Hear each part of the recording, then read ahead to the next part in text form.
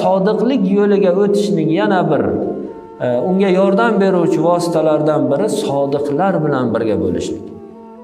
Ahli ilmlar, olimlar, ustozlar, taqvo ahli bilan birga bo'lishlik. Shuning uchun Alloh taolo aytadiki: "Ya ayyuhallazina amanu taqulloha va kunu ma'as sodiqin."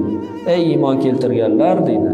Allohdan taqvo qilinglar, Allohdan qo'rqinglar, Allohning muhabbatiga harakat qilinglar va sodiqlar bilan birga bo'linglar. Qavlida, ya'ni gapirayotgan gapida va qilayotgan ishlarida sodiqlar bilan birga bo'linglar. Shular bilan birga yursa insondan tabiati boshqa bir insonga o'tadi. Bu yaxshi inson bo'lsa, ikkinchisiga o'tadi, shu bilan birga yurishlik bilan. Shuning uchun o'zimizni majbur qilishimiz kerak yaxshi insonlar bilan yurishga. Garchi nafsimiz yomonlar bilan yurishni xohlasa ham, yengiltak odamlar bilan yurishni xohlasa ham, lekin nafsimizni undan qaytarishimiz kerak.